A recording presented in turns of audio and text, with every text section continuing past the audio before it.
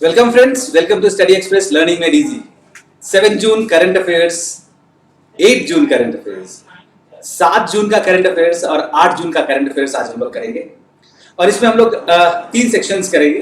पहला सेक्शन हम लोग करते हैं आज की ताजा खबर। आज की ताजा खबर वाले सेक्शन में मेनली जो आज हम लोग न्यूज पढ़ने वाले हैं, पहला है टाइगर कंजर्वेशन पर। टाइगर जिंदा है, ये बात हमारे एनवायरमेंट मिनिस्ट्री ने फिर से कहा कि टाइगर जिंदा है, that means they have come back. हमने अच्छा ग्रोथ किया है टाइगर के कंजर्वेशन में। सेकंड है आईटीबीपी। आईटीबीपी ने अपने हॉस्पिटल्स वेटरन्स के लिए खोल दिए हैं फॉर कोविड पेशेंट्स जो होंगे उनके वेटरन्स, उनके लिए उन्होंने अपने पूरे देशव्यापी जितने भी हॉस्पिटल्स हैं उसको उन्होंने खोल दिया है। नेक्स्ट है नासोफैरिंजियल एनपी स्वैब। नासोफैरिंजियल स्वैब क्या होता है और ये अभी किस इंस्टीट्यूट ने बनाया है, इसके बारे में हम लोग पढ़ेंगे। टाइगर कंजर्वेशन दोबारा आ गया। ऑपरेशन समुद्र सेतु, ऑपरेशन समुद्र सेतु के बारे में हम लोग पढ़ेंगे, जो कि अभी तीसरी खेप मालदीव के माले से लेकर के तीसरी खेप वो कोची में पहुंचा है, वो शिप INS जलाश्व। इसके बाद जया जेटली टास्क फोर्स के बारे में पढ़ेंगे। ये मैटरनिटी एज और इन सब के बारे में थोड़ा सा कुछ रिपोर्ट्स आई हैं, उन पर एक कमीशन बैठा हुआ है, उसके बारे में पढ़ेंगे। जो टास्क फोर्स बनाया गया है 31 जुलाई को रिजल्ट देगा। जया जेटली टास्क फोर्स पर नजर बनाए रखनी है। यूएस इलेक्शंस में कुछ चेंजेस आए हैं, लाइक जो बिडेन को प्रेसिडेंशियल नॉमिनी वहां पे कर दिया गया है। वर्ल्ड फूड सेफ्टी डे के बारे में पढ़ेंगे।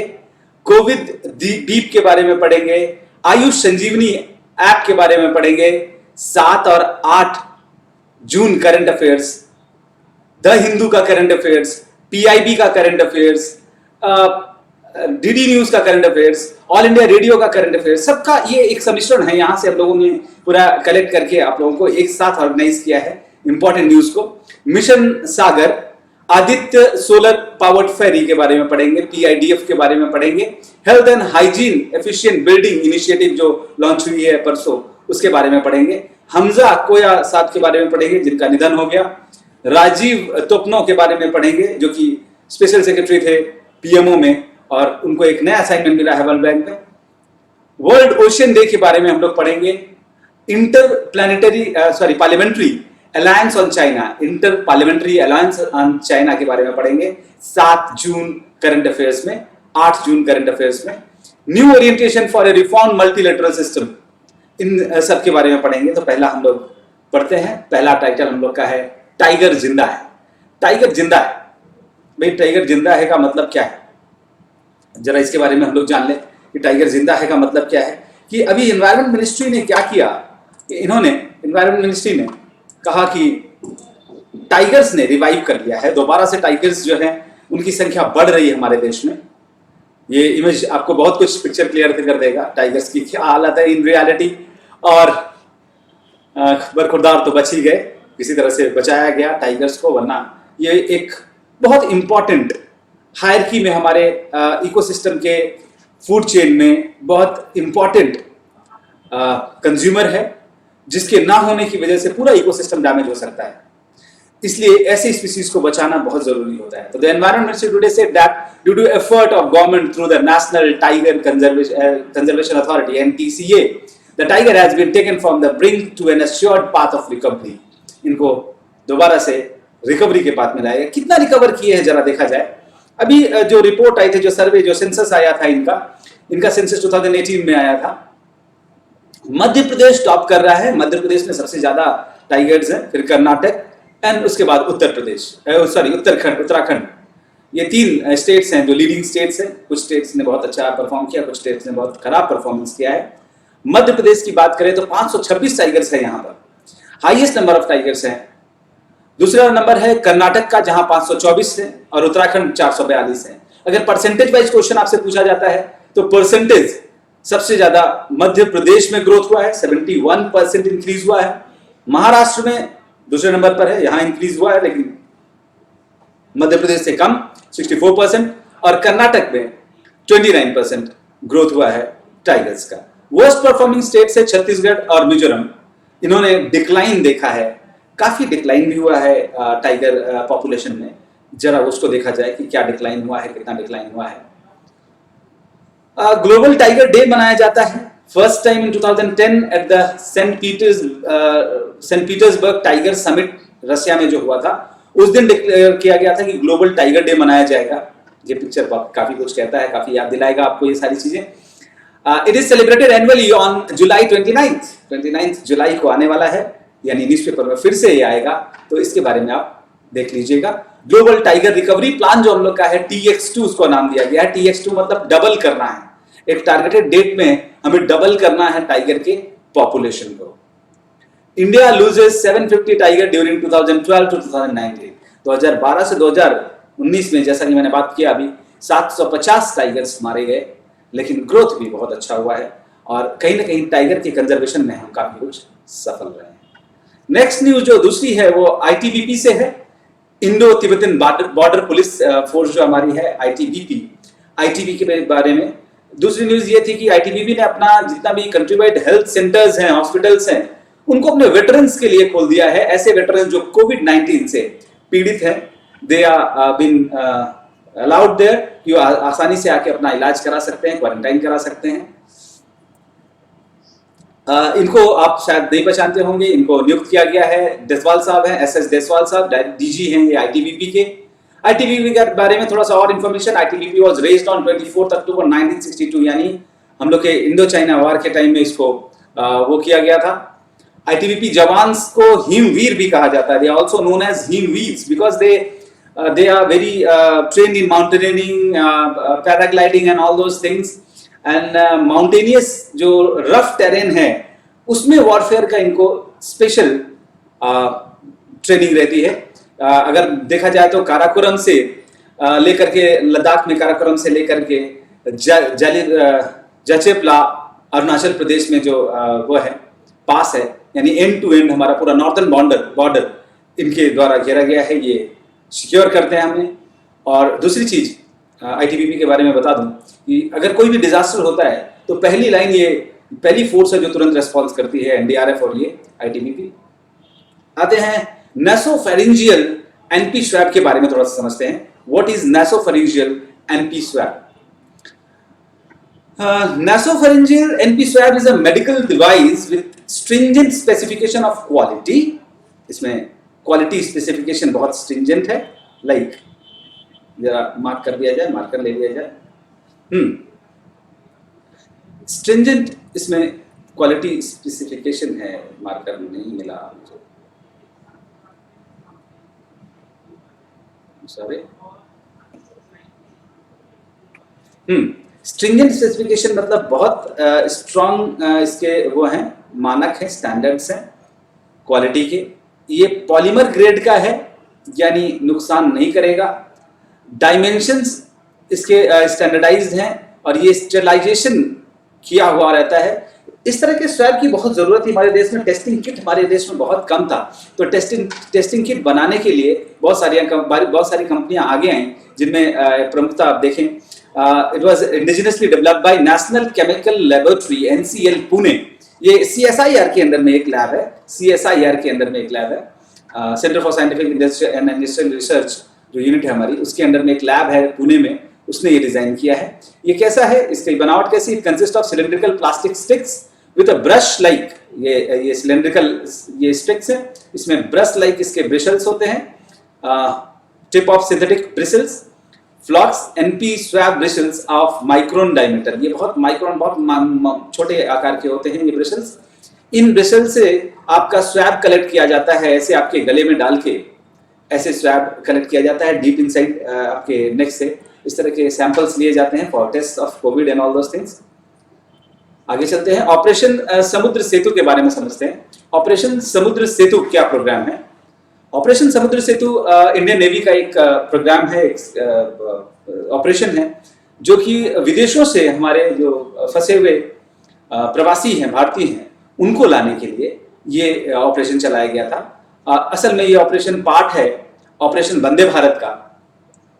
ऑपरेशन वंदे भारत में होलिस्टिकली लाने की बात की गई है फंसे हुए प्रवासी भारतीयों को, माइग्रेंट जो इंडियंस हैं दूसरे देशों में रह रहे हैं, वहां से लाने की बात की गई है।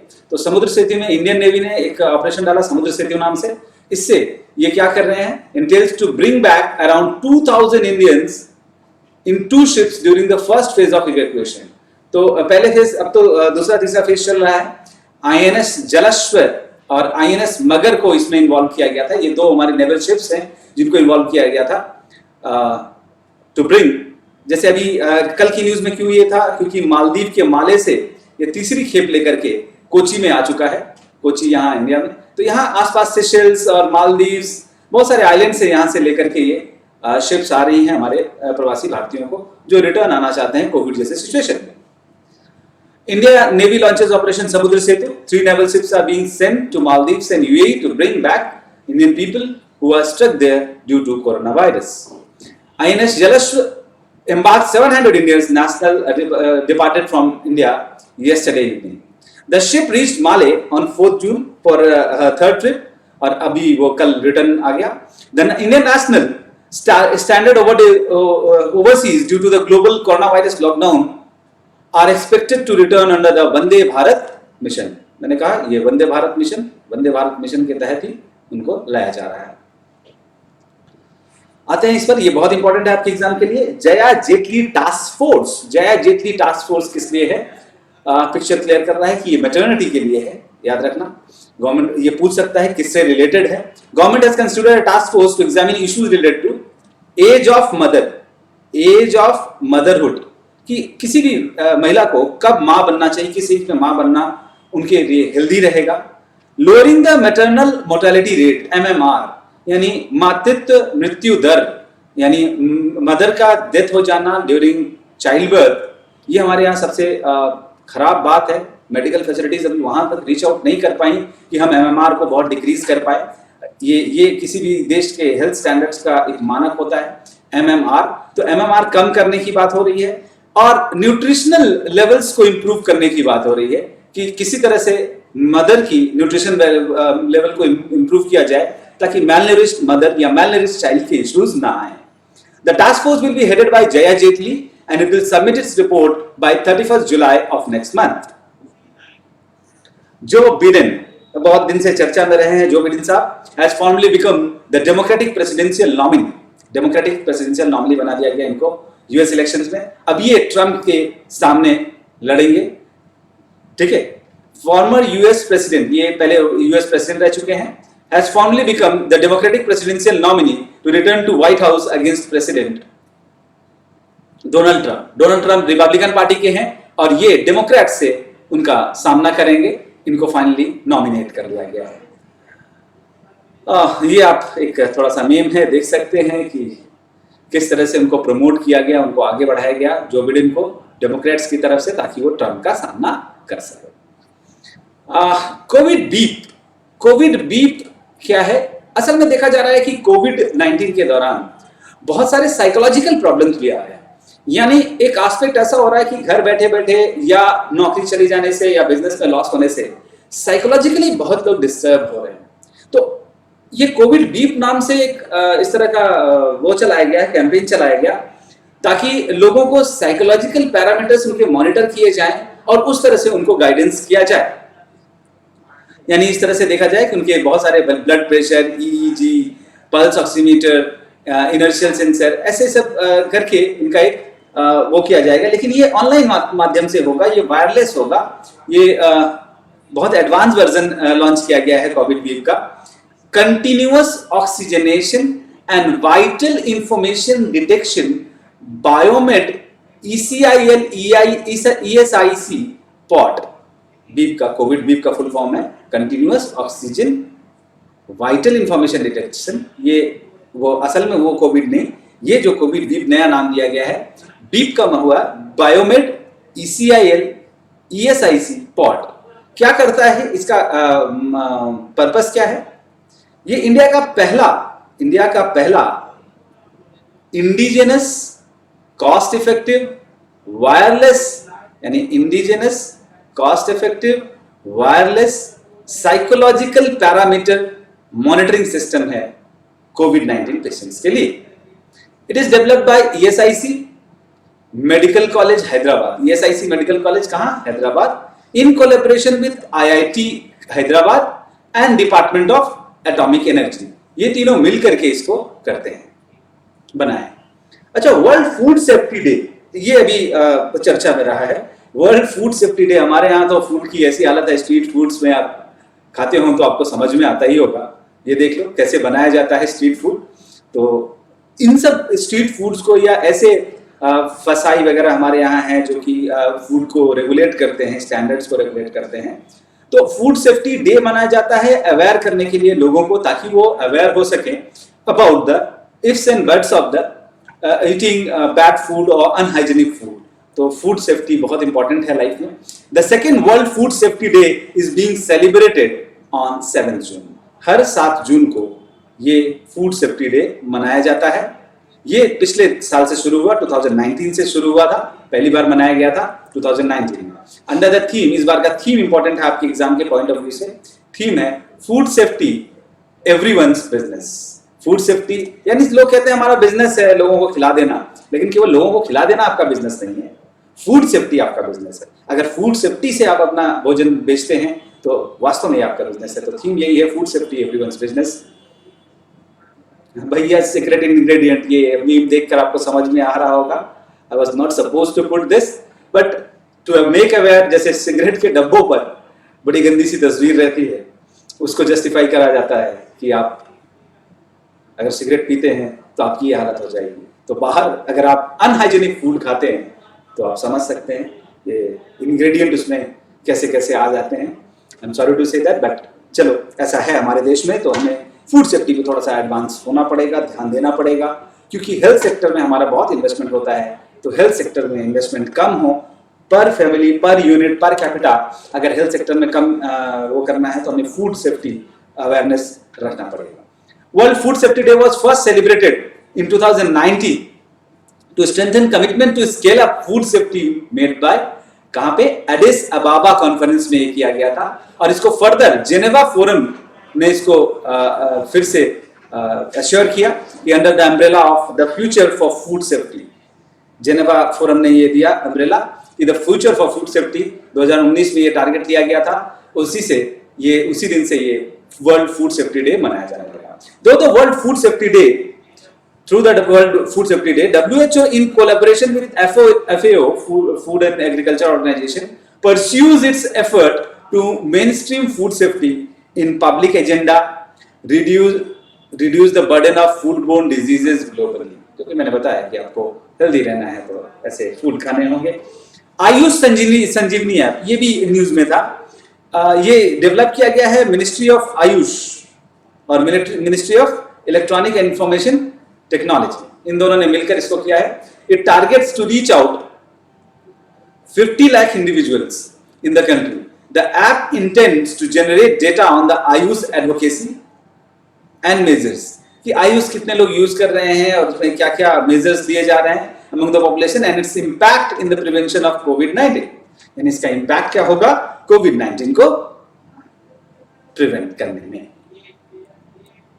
The data collected through this app will be analyzed to find out the usage of Ayush intervention and its efficacy in maintaining health by enhancing immunity.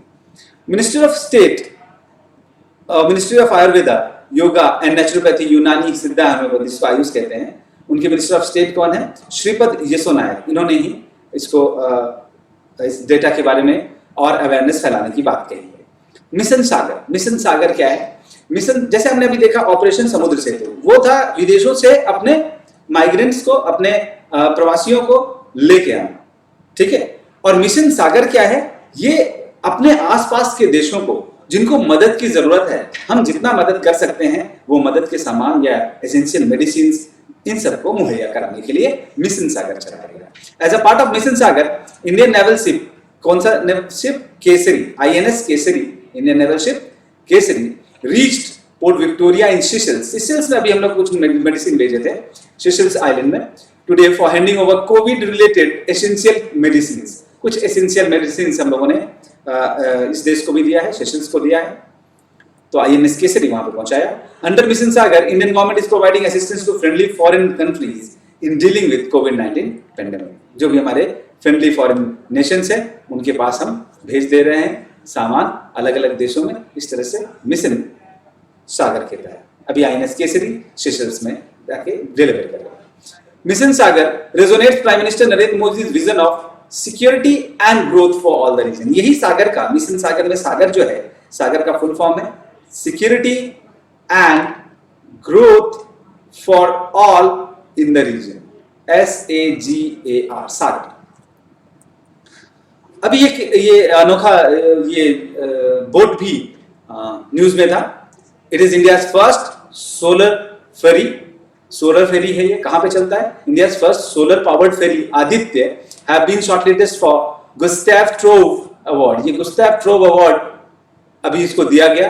It is the sole entrant from the Asia. Asia से पहली boat है जो इस तरह की, ये गुस्टैव award दिया जाता है बोट्स को 8 मीटर और उससे छोटी और उससे बड़ी दो कैटेगरी में दिया जाता है। ये 8 मीटर से बड़ी वाली कैटेगरी में इसको दिया गया आदित्य को। It is operated by Kerala State Water Transport Department. The vessel was built by Naval Solar and Electric Boats. Kochi became an icon on the Vaikom Thavanakadahu route in Kerala. और इसमें इस तरह के 12 फेरीज ने participate किया था जिसमें इसको अवार्ड दिया गया। इसमें अवार्ड कैटेगरी 2 हैं, one for electric boats up to 8 metre in length और दूसरा है electric boats more than 8 metre long and electric ferry boats passengers. तो the category in which Aditya is in fray is 8 metre long या इससे बड़ी। Gussie electric boat award, जिसको Gustave Trouvé award भी कहा जाता है, was initiated in the memory of Gustave Trove, a French electrical engineer and pioneer in electric cars and boats. Trove was a prolific inventor with over 75 patents back in 1881. He developed a 5-meter long prototype electric boat. इन्होंने उसी समय electric boat develop किया था, आज से मेरे ख्याल से 150 साल पहले की बात है, और आज उनके नाम पे ये अवार्ड दिया जाता है ऐसे बोट्स को जो कुछ अलग होती हैं और इलेक्ट्रिक जनरेशन से चलती हैं। PIDF, रिजर्व बैंक का ये पेमेंट इंफ्रास्ट्रक्चर डेवलपमेंट फंड इन्होंने जारी किया। ये POS मशीन, जो पॉस मशीन होती है, इस तरह की जो पॉस मशीन आप दुकानों में देखते हैं, इसकी रीचेबिलिटी को बढ़ाने के लिए पेमेंट इंफ्रास्ट्रक्चर डेवलपमेंट फंड वो लॉन्च किया है। ये फंड 2 इकाइयों से मिलकर बनेगा। एक फंड, इसका एक हिस्सा जो है कि RBI कंट्रोल करेगा, RBI देगा, और इसका दूसरा हिस्सा जो है ऐसी कंपनीज या बैंक्स जो इस तरह की पॉस मशीन के सर्विसेज में इन्वॉल्व हैं, वो लोग इस फंड को जनरेट करेंगे। इन दोनों फंड को मिला करके पेमेंट इंफ्रास्ट्रक्चर फंड डेवलप किया जा रहा है to encourage acquirers to deploy POS infrastructure, point of sale, इसको बोलते हैं point of sale, POS machine बोलते हैं, both physical and digital modes in tier 3 to tier 6 cities. मतलब टियर 1 टियर 2 सिटीज में तो लगभग POS मशीन का प्रचलन है, लेकिन टियर 3 टू टियर 6 सिटीज में या सेंटर्स में, टाउन्स में अभी तक इनका रीच नहीं है। नॉर्थ ईस्टर्न रीजन में इनका रीच अभी नहीं हुआ है। तो जैसे जैसे इंटरनेट बैंकिंग बढ़ रही हैं चीजें, तो पॉस मशीन की जरूरत पड़ रही है। पॉस मशीन को इन्वेस्ट किया जा रहा है, उनके ऊपर पैसा लगाया जा रहा है। तो PIDF will be govern through an advisory council. कौन इसको गवर्न करेगा? एडवाइजरी काउंसिल गवर्न करेगा। और ये मैनेज कौन करेगा? मैनेज्ड बाय RBI इसको मैनेज करेगा।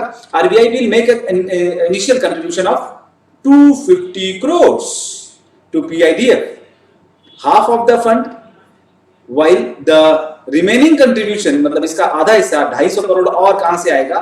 कार्ड इश्यूइंग बैंक्स जो है वो करेंगे और कार्ड नेटवर्क ऑपरेटिंग सर्विसेज जो है वो करेंगे।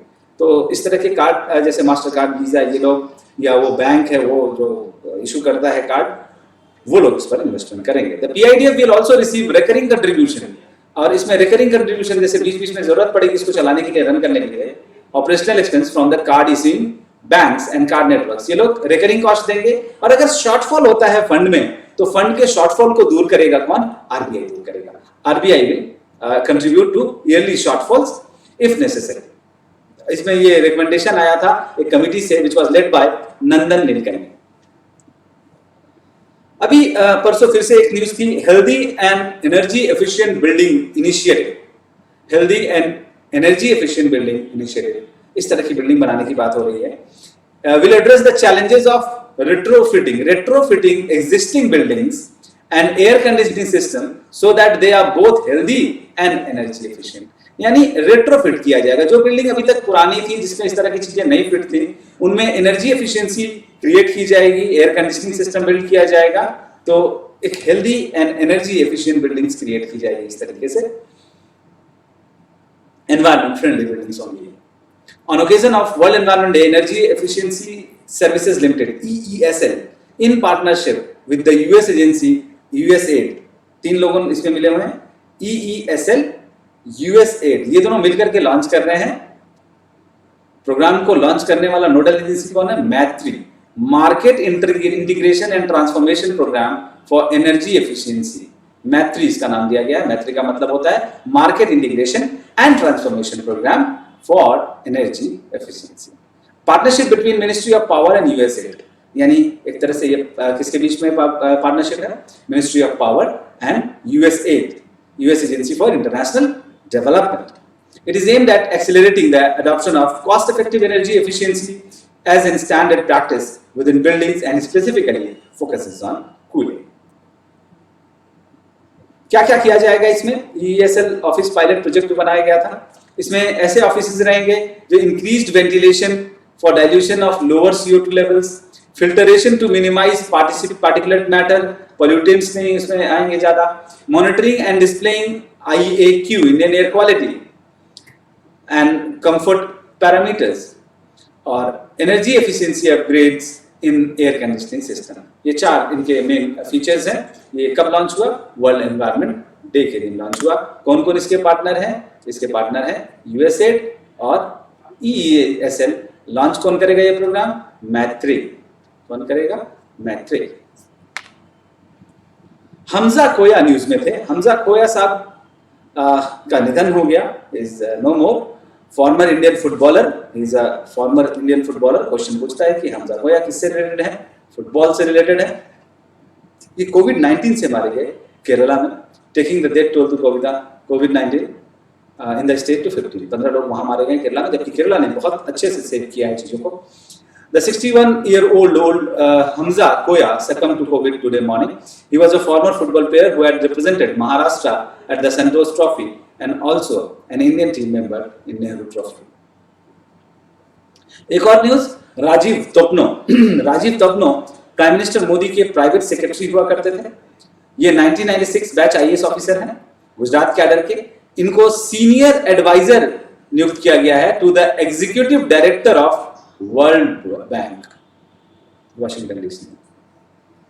Senior adviser to executive director, यानी ये एग्जीक्यूटिव डायरेक्टर जो होंगे वर्ल्ड बैंक के, उनके सीनियर एडवाइजर नियुक्त किए गए हैं। तो आप खुद देख रहे हो कि अगर आप IAS बनते हो तो आप कहां से कहां जा सकते हो, आपके लिमिट्स नहीं है। इस साल बहुत सारे इंडियन ऑफिसर्स इंटरनेशनल प्लेटफॉर्म्स पे देखे गए हैं। राजीव तपनो के अलावा भी सेक्रेटरी बजेंद्र नवनीत को भी लिया गया है WTO में। तपनो has been Prime Minister's private secretary since 2014. The Prime Minister, according to the convention, has 2 private secretaries. One of them IAS और एक IFS होता है। कन्वेंशनली देखा जाए तो एक IAS ऑफिसर होते हैं, एक IFS ऑफिसर होते हैं। ये 2 उनके प्राइवेट सेक्रेटरीज होते हैं। Another officer who served PMO as joint secretary, Brajendra Navneet, 1999 batch officer, Tamil Nadu cadre के ऑफिसर थे, has been sent to World Trade Organization, WTO में उनको भेज दिया गया as an ambassador and permanent representative of India, यानी वहां पर इंडिया के रिप्रेजेंटेटिव के रूप में काम करेंगे। He will be based in Geneva। ये जाएंगे वाशिंगटन DC, वर्ल्ड बैंक और WTO के उस ऑफिस में जाएंगे, जेनेवा जाएंगे मिस्टर ब्रजेंद्र नवनीत। वर्ल्ड, ये इन सब के फायदे क्या हैं? राजीव तोपनो और ब्रजेंद्र नवनीत और ऐसे लोगों को वहां पे जाने से फायदा क्या होगा कि अभी जिस तरह का इकोनॉमिक सिनेरियो वर्ल्ड ओवर बन रहा है, उस इकोनॉमिक सिनेरियो में हमारे ऑफिसर्स अगर वहां पे रहेंगे तो हमारे लिए अच्छी स्ट्रॉन्ग लॉबी क्रिएट करेंगे और ये इंडिया के लिए बहुत बेनिफिशियल हो सकता है। इंडिया की बात वहां कही जाएगी, इंडिया के प्रॉब्लम्स वहां जल्दी सुने जाएंगे। World ocean day, world oceans day कब है? 8 जून को, यानी आज the United nation celebrates world ocean day every year on 8 जून। ये कौन से सेलिब्रेट करता है? यूनाइटेड नेशन सेलिब्रेट करता है। In 2008, the United Nations General Assembly (UNGA) decided that as of 2009, 8 June would be designated by United Nations as World Ocean Day. World Ocean Day is uniting conservation action to grow the global movement, calling the world leaders to protect 30% of the blue planet by 2030. यानी 30% by 2030. 30 into 30 target भी कहा जाता है इसको। This critical need is called 30 into 30। ये critical need 30-30 कहा जाता है कि मतलब हमें 30% अपने जो प्लैनेट को बचाना है बाय द ईयर 2030। ठीक है। Inter parliamentary alliance on China, inter parliamentary alliance on China, ये चाइना इस तरह से जो कोविड और इकोनॉमिक सिचुएशन क्रिएट कर रहा है, बॉर्डर इश्यूज कर रहा है बहुत सारे देशों के साथ, तो एक क्रॉस पार्लियामेंट्री अलायंस बना है to help counter what the threat posed by China's growing influence at global trade, security and human rights. यानी इन 3 इश्यूज पर, ग्लोबल ट्रेड में चाइना छेड़छाड़ कर रहा है, सिक्योरिटी इशू पर चाइना छेड़छाड़ कर रहा है, और ह्यूमन राइट्स के इशू पर चाइना छेड़छाड़ कर रहा है। तो इन तीनों सेक्टर्स में चाइना की छेड़छाड़ के अगेंस्ट एक पार्लियामेंट्री अलायंस बनाया है बहुत सारे देशों ने मिलकर। उनका पर्पस क्या है? The aim is to construct appropriate and coordinated response and to help craft a proactive and strategic approach on issues related to China. China अपनी लॉबिंग से, अपने पैसे से, अपने डेब्ट बर्डन से, डेब्ट ट्रेड से, डेब्ट ट्रैप से लोगों को फंसा करके इस तरह की सिचुएशन में डाल देता है कि बहुत सारे कंट्री परेशान हैं। तो उससे बचने के लिए या लोगों को, देशों को बचाने के लिए कुछ देश, list of participating Nations include US, Germany, UK, Japan, Australia, Canada, Sweden, Norway, as well as members of European Parliament.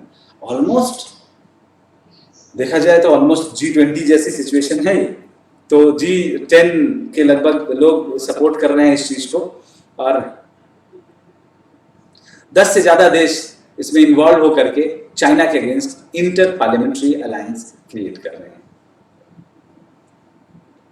New orientation for a reform multilateral system, norms, अभी नॉर्म्स बड़ा चर्चा में है, N.O.R.M.S, norms, national orientation for a reform to multilateral system. ये क्या है? External affairs minister doctor S Jaishankar said that India overall objective during the fresh tenure to UNSC, UNSC में क्या हो रहा है? चुनाव हो रहा है, यूनाइटेड नेशन सिक्योरिटी काउंसिल में। ये जो चुनाव हो रहा है, इस चुनाव में 15 परमानेंट मेंबर्स को लिया जाएगा जो अगले कुछ सालों तक वो मेंबर रहेंगे उसके। तो इंडिया 8 बार अभी तक नॉन परमानेंट मेंबर्स को लिया जाएगा। परमानेंट तो P5 है, P5 के अलावा 5-15 और ऐसे होते हैं जो इस ग्रुप में लिए जाते हैं। 8 बार इंडिया जा चुका है। लास्ट टाइम 11-12 में गया था इंडिया, उसके बाद से इंडिया इस ग्रुप में नहीं गया है। फिर से इंडिया को उस ग्रुप में नॉमिनेट होने का या इलेक्ट होने का चांस मिल रहा है, क्योंकि अपने ग्रुप से, अपने सेक्शन से इंडिया अकेला है और कोई नेशन, हमारे आसपास के नेशन ने कैंडिडेट नहीं खड़ा किया इंडिया के फेवर में। Next, India is guaranteed a place in UNSC as it is the sole candidate for Asia Pacific group. कौन सा ग्रुप है इंडिया का? एशिया पैसिफिक ग्रुप है। तो एशिया पैसिफिक ग्रुप से इंडिया अकेले है, इसलिए कहा जा सकता है इंडिया के जीतने के चांस ज्यादा है। But needs 2/3 of the 193 member general assembly to vote in its favour in a secret ballot scheduled for June 17 in New York. 17 जून को होगा और 193 मेंबर इसमें पार्टिसिपेट करेंगे। This will be the 8th time India will be occupying a non permanent UNSC seat with its last stint in 2011-12। इसी के साथ आज का हमारा ये करंट अफेयर समाप्त होता है। 7 जून और 8 जून का करंट अफेयर जो हमने आज देखा, इसमें अगर आप लोगों को प्रॉब्लम आती है तो कल के क्वेश्चन सेक्शन में आप इसको जरूर क्वेश्चन मैसेज के थ्रू पूछ सकते हैं, और कोई क्वेरी हो तो आप मैसेज कर सकते हैं, हमें फोन कर सकते हैं। ठीक है, तो आज यही समाप्त करते हैं। Thank you.